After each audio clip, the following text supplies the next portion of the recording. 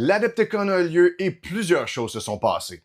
Beaucoup de difficultés techniques, beaucoup de problèmes de micro, beaucoup de coupage de parts, des nouveaux modèles, des nouveaux sculpts et des changements pour la 11e édition.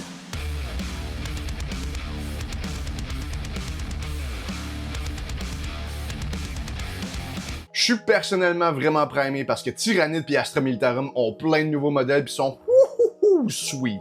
Je vais pas nécessairement y aller dans la même ordre que eux ils ont présenté leur affaire parce que je veux monter le hype.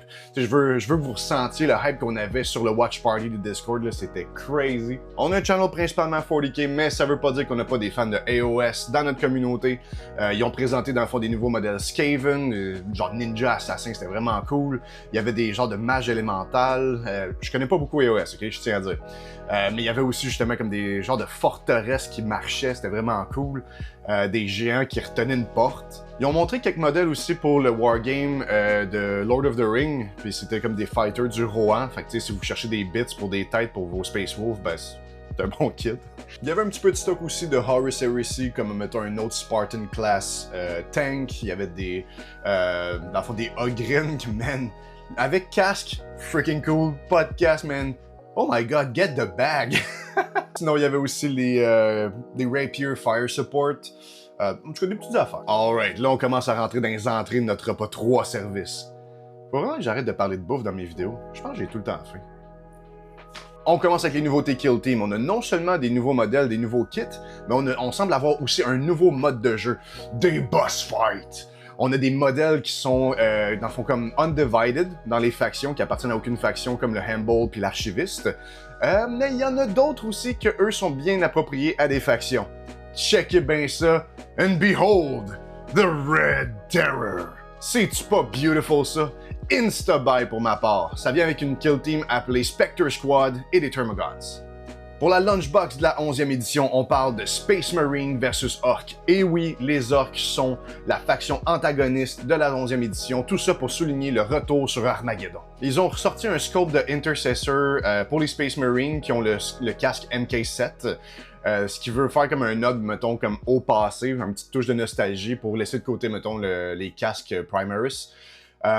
Malgré que sur le box art, il démontre des Blood Angels, dans le kit, ça a été, si j'ai bien entendu, ça a été spécifié que c'était pas des Blood Angels, c'était du Generic Space Marine. Mais comme d'habitude, il y a des petits décals dans la boîte que vous pouvez appliquer aux épaulettes de vos Space Marines pour les Blood Angelifier. Les boys ont eu un resculpt aussi pour leur donner des Choppa et des Slugga. Par le passé, il fallait que tu choisisses entre un ou l'autre. Là, cette fois-ci, il y a les deux. Parce qu'ils vont revamp le datasheet pour qu'à Star, au lieu de choisir un ou l'autre, il y ait automatiquement les deux. Qui dit retour vers Armageddon veut aussi dire des icônes grandioses de l'Imperium, tout comme Commissar Yarrick qui est back from the dead, baby! Il y a aussi un nouveau kit qui s'appelle Commissar Graves, qui semble être un épique héros que tu peux soit l'avoir à pied, ou dans son espèce de camion qui me fait penser personnellement à un train converti dans la série de jeux vidéo Metro, pour ceux qui l'ont joué. Et ça continue avec deux nouveaux châssis disponibles pour Astra Militarum, l'Hippogriffe et le Centaure. Moi, je calme que l'Hippogriffe va avoir un scout dessus, puis que le Centaure, c'est probablement un transport avec un plus haut toughness, plus de points de vie, peut-être plus de firing deck, un peu comme un truck. On va pouvoir retrouver tout ça dans la boîte Battalion de Astra Militarum qui comprend un groupe, soit des Cadians ou une nouvelle unité des Steel Legion, parce qu'ils ont fait le retour des Steel Legion aussi. Unpopular demand. Les vétérans vont être contents de ça. Les orques, quant à eux, ont au moins un nouveau sculpt qui a été annoncé. Wazdaka, laissez-moi checker les notes. Wazdaka Godsmack, yes! Un orc sur une moto avec une pose dynamique, des effets spéciaux, il est vraiment cool. Puis si on se fie au trailer, d'après moi, il va peut-être avoir un resculpt ou un renouveau du Weird Boy, parce qu'ils ont mis vraiment beaucoup d'emphase là-dessus. C'est un modèle quand même qui mériterait de l'amour, disons. Un tout nouveau inquisiteur de l'Ordo Xeno qui semble chevaucher comme un cheval qui disait qu'il était en voie d'extinction. Semble manipuler une carabine Kroot aussi. Chez les Sisters of Battle, on a... Laissez-moi checker mes notes encore, là. Intrasia Frey, Dogmata Superior. On dirait que quelqu'un a kit-bash des jambes de Armiger sur une toilette... un trône, que dis-je. Parlant des Sisters, elles aussi ont un Battalion Box, aux côtés des Death Watch et des Orcs également. Ouais, fait que tu sais, des nouveaux modèles c'est bien, mais tu sais, qu'est-ce qui se passe avec la 11e édition? Comment ça se joue? Ça mange quoi en hiver? Rien pantoute parce que l'été s'en vient ici. Alright, fait que là, ça part. Pour start things off, les codex vont être encore valides au lancement de la 11e édition. Ça veut pas dire qu'ils vont pas faire des modifications, parce qu'il y a beaucoup de choses qui vont changer, on va le voir dans quelques minutes, là.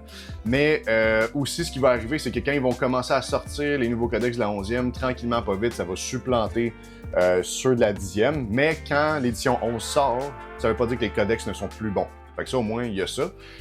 Sur une autre note aussi, ils semblent vouloir expand leur barrière des langues. Donc, leur application va être disponible en, je pense, j'ai vu peut-être 8 autres langages. Fait que ça aussi, c'est cool. Apparemment, ils veulent mettre beaucoup d'emphase sur l'aspect narratif du jeu. Puis unifier, dans le fond, en un seul mode de jeu, au lieu de faire comme, bon, tu peux jouer casual, narratif et ou compétitif. Ça semble vouloir comme tout rassembler ça ensemble. Puis, ils mentionnaient comme quoi que les missions allaient être directement impactées par la faction, le détachement que tu jouais et que ton adversaire jouait aussi. Parlant de détachement, ils ont annoncé qu'il allait avoir 70 nouveaux détachements, ce qui fait en moyenne à peu près 3 détachements par faction, ou ben 35 pour les Space Marines, dont à peu près 24 juste pour les Ultramarines. Puis apparemment, ça a l'air aussi qu'ils voulaient rendre ça modulaire, que les détachements, tu pouvais comme les interchanger avec d'autres choses. Là, ça, moi, je me demande, est-ce que c'est plus comme tu changes un keyword à la fois, ou est-ce que c'est plus comme le character customization qu'on a vu il y a pas très longtemps?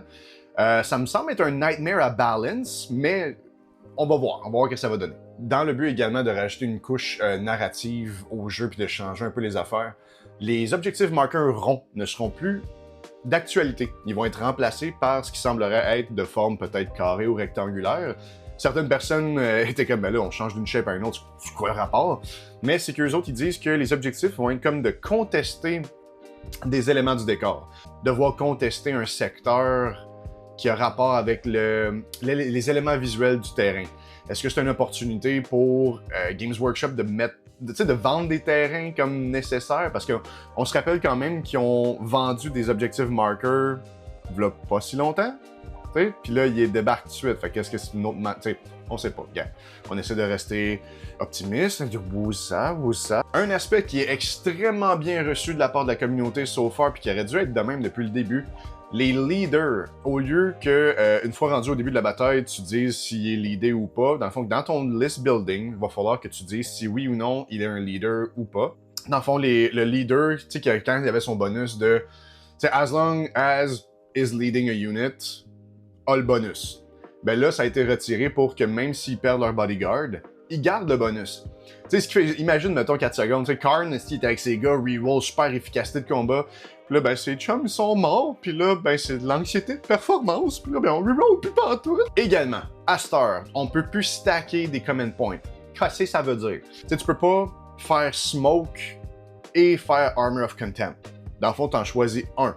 Bon, là, c'est là que ça commence à devenir spicy, je trouve, parce que avec les informations qu'on a jusqu'à présent, au niveau du gameplay, ça semble vraiment vouloir encourager le corps à corps. Je m'explique. Pour commencer, un peu inspiré comme à la Kill Team, je trouve, ils disent que si une unité n'a pas shoot encore, eh bien, l'adversaire ne peut pas tirer dessus tant qu'il n'est pas à 15 pouces de celle-ci. Si j'ai bien compris, là, si tu n'es pas dans un terrain feature, mettons que t'es out in the open, t'es directement dans le chemin, pas caché par fuck all, puis qu'on écoute tour 1, puis que ton unité a pas encore tiré, ben il est considéré comme s'il y avait un loan-up de 15 pouces. Il y a plein de choses à unpack là-dessus, étant comme, mettons, ça encourage énormément les armées mêlées, ça leur donne comme vraiment un aspect protection, parce que si on s'inspire, mettons, des World Eaters, ils ont des pistols que, tu sais, des fois, le monde, ils niaisent pis ils font même pas, tu sais, c'est juste irrelevant. Fait que, tu sais, tant aussi longtemps que t'es pas rendu, comme, d'en face du gars, tu sais, t'es protégé à distance, c'est comme ton armée a loan up au complet, tu sais. Le jeu a pas été fait, mais tu sais, comment est-ce que le monde joue, c'est beaucoup de se cacher derrière les footprints des éléments de décor, tu sais, pour bloquer littéralement, comme même s'il y a un line of sight, tu peux pas tirer parce qu'il est au bord du footprint. Bon, fait que ça encourageait beaucoup les gens à aller se cacher derrière ces footprints-là, au lieu d'être comme dedans. Oui, dedans, donner le bonus au saving score, sure, mais comme on dirait que le monde était plus encouragé à faire ça. Le fait d'avoir un loan-up, si t'es pas comme là-dedans ou whatever, ben tu sais, ça facilite, veut pas aussi, la manière de déployer ses forces, puis la mobilité du tour 1, à moins que tu sois contre une armée super agressive. Là. Puis là, je parlais, tu sais, dans les terrain features d'avoir le bonus au save. Semblerait-il qu'à cette heure, ils veulent changer ça pour que le bonus soit au hit. Fait que, tu sais, mettons, l'équivalent de stealth qui faisait -1 to hit roll, mais là, apparemment, quand t'as le cover, c'est -1 to hit roll à cette heure. Mais, j'avoue que ma première pensée quand ils ont dit ça, c'était « Ok, mais qu'est-ce qui se passe avec un direct fire? » Tu sais, il faut qu'ils fassent une règle parce que Indirect Fire s'est fait déjà comme nerf to the freaking ground depuis genre des éditions et des éditions. Là, si en plus il y a ça sans aucune modification, man, je vais aller vendre mes, mes canons pis tout. Mais, tu sais, blague à part, pour les armées qui sont shooty, ça semble causer un certain problème, puis avantager encore plus comme les armées mêlées. Il y a d'autres choses qu'on va voir dans quelques instants aussi, mais tu sais, si les terrains ne changent pas non plus, ben, en format WTC, c'était déjà plus jam-pack que GW. Fait que ce qui pouvait avantager un tout petit peu, ben pas avantager, mais peut-être plus favorable envers les armées mêlées. Mais si on garde la même configuration de terrain, mais là, ça serait comme encore pire. Dans d'autres choses qu'on peut parler à propos comme de tout ce qui est combat corps à corps, fight phase, apparemment, maintenant, au lieu que ce soit le joueur défensif avec Fight First qui frappe en premier, c'est toujours le joueur qui conclut la charge qui va pouvoir choisir lequel de ses Fight First fight en premier.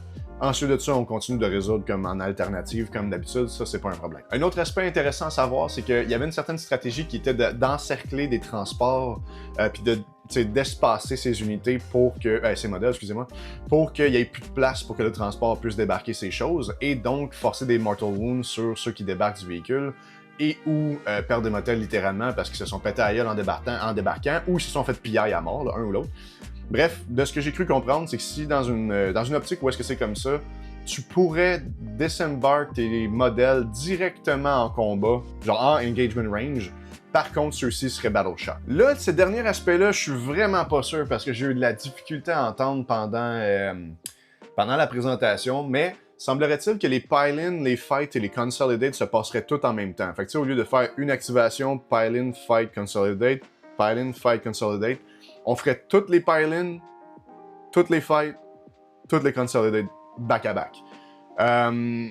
Je sais pas dans le fond dans quel ordre de joueur défensif, offensif que ça serait. Comme je dis, ça se peut que ça soit pas ça, j'ai vraiment mal compris. Également aussi, un autre aspect intéressant à propos de tout ça, maintenant, tu roules ta charge et après tu choisis où tu t'en vas. Ce qui veut dire qu'il y a moins de chances de faire des charges risquées dorénavant parce que t'as pas besoin de prendre le gamble. Tu peux juste faire comme je vais rouler. Ah ben tabarnouche, j'ai un beau résultat, on va aller battre Jerry là-bas dans le fond. Là. Fait que tu sais, le fait de faire des charges comme ça veut dire que comme t'as peut-être pas eu la charge que tu voulais, mais au moins t'as un beau petit prix de consolation. Consolation me fait penser à consolidation. Comme je dis, si jamais c'est pas ça, écrivez-le dans les commentaires. Là, je suis vraiment pas sûr. Comme je dis, la qualité d'audio était freaking dog shit. Et voilà, c'était pas mal ce qui était de ça pour l'Adepticon 2026. N'hésitez pas à laisser un like, un commentaire, une suggestion si vous avez apprécié le contenu. Je vous invite également à rejoindre notre Discord, une communauté grandissante, incroyable. Je vous invite également à me supporter sur Patreon si vous appréciez le contenu que je fais. Des fois, un petit 2$, ça va loin. C'était Yann-Éric Dessus à table. Ce fut un plaisir. Et d'ici à la prochaine, roulez des 6 calices. Armageddon!